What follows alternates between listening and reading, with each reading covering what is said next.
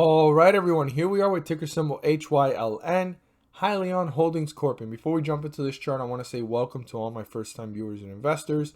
Welcome to my channel, Invest for Tomorrow. And to all my subscribers, welcome back. Also, Hyliion was previously known as SHLL, Tortoise Acquisition before the merger, but now it's listed under HYLN. Same ticker symbol and same graph.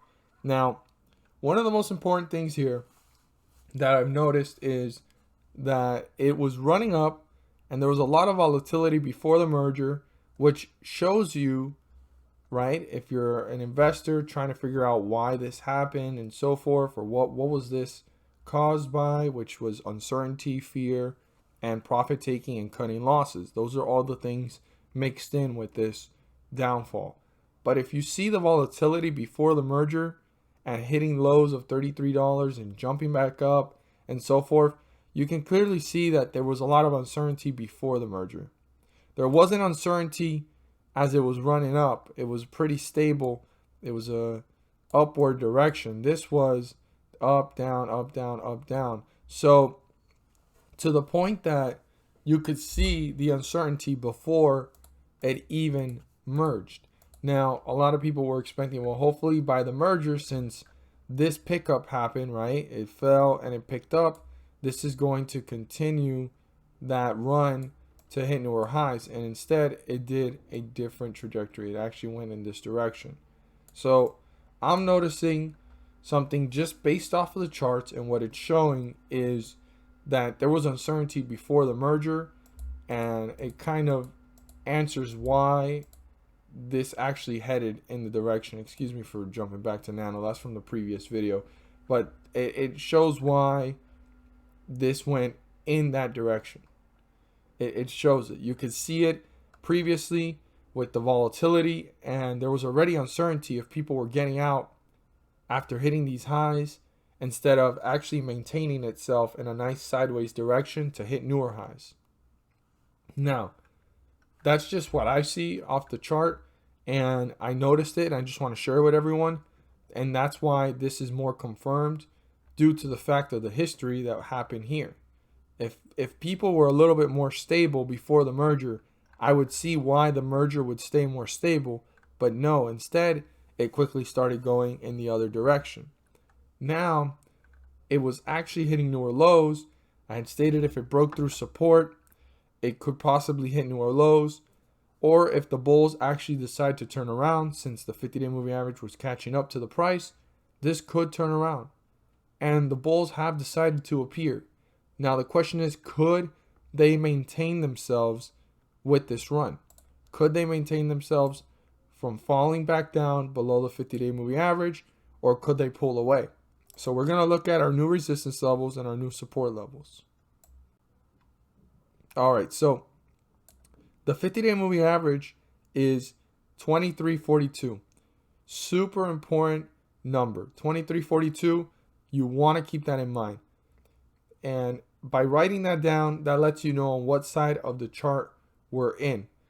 If we're below it, the bears are in control. If we're above it, the bulls are in control. As of right now, the bulls have slightly gained some control here, but they need to continue this momentum. How do they continue this momentum?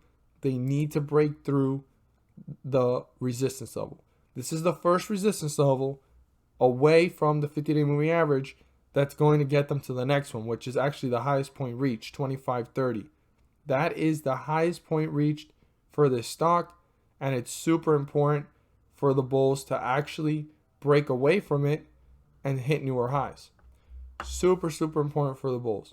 They need to break through it, turn that into a support, and pull away. But before getting there, they need to break through 2478, turn that into a support, pull away from it, hit newer highs, and get away from the 50-day moving average as much as they can before this can actually end up in the other direction. So right now, the bulls built some momentum, and they're going to want to maintain it. And they need to break through the resistance to maintain it. So I want to emphasize to all investors, be aware that this needs to break through 2478 and turn it into a support so that they can continue this momentum and stay above the 50-day moving average, which is 23.42. Now, on the other hand, we have what the bears want, and that's this support. This support level is super important, and really interesting enough, this bullish candlestick is actually the lowest point now in this whole entire bearish run. And that's where a slight recovery started to form, and you could see it leveled off, and the bulls actually brought this over the 50-day moving average. So the lowest point reached was 22.06. I'd write that down. Super important number. If that gets broken through, this could be well on its way to newer lows and newer support levels. But before worrying about that, this is the lowest point before the bulls actually were able to recover, control over the chart, break through the 50-day moving average, and get back over it into bullish territory. So this support is super important, and that is 22.39. The bears are trying their best to break through this. If they break through this, they accomplish two things. They broke through the 50-day moving average, getting back into bearish territory, and they broke through support, getting themselves further away from the 50-day moving average in a downward direction, giving more control to the bears and gaining that opportunity to maximize control over the chart. So I want to emphasize to all investors, before even waiting till 22.39, pay very close attention to how quickly the stock took to break through 23.42, which is the first indicator to let you know that you're in bearish territory. If you're willing to hold or watch till the support level, I want to emphasize to all investors, pay very close attention to how this stock is reacting. If it breaks through 22.39, due to the fact that you're already in bearish territory, and that's just confirming more control for the bulls to lose and more control for the bears to gain. So super important to pay close attention to how this stock is reacting if it breaks through 22.39, and how quickly is it hitting newer lows, or are the bulls even trying to reappear to bring this one back up. As always, if you found this video helpful and informative, please do so and subscribe. Don't forget to click on the bell to turn on all notifications and not miss a single video that I post. Share this with your friends and community, and don't forget to hit that like button to let me know you watched this video. At the end of this video, there's going to be a pop-up video. In that video, I will be discussing about the S&P 500 index and how it's been rising several points on specific scheduled dates. On those dates, the Federal Reserve is pumping the markets. What does that mean for us as investors? Well, that's an opportunity for us to go ahead and see the ticker symbols that are rising up with it. Because if the S&P 500 index is rising, there's individual ticker symbols rising up with it on these dates. And they're rising anywhere from 30 cents to $3 per share. I know it doesn't sound like a lot, but per share, that does add up. Like I always say, if you make profits, profits are profits. You put $1 into the market and you made back $2, that right there is profit. It may not seem like a lot, but when you put in initial investment and you get back more than what you put in, that's what this is all about. And I'm here to do this channel so that we can all learn and grow together and maximize profits and minimize losses. So in that video, I'm not there to guarantee you profits. I'm not there to tell you to buy, sell, or hold anything specific. You have to do your due diligence and your research.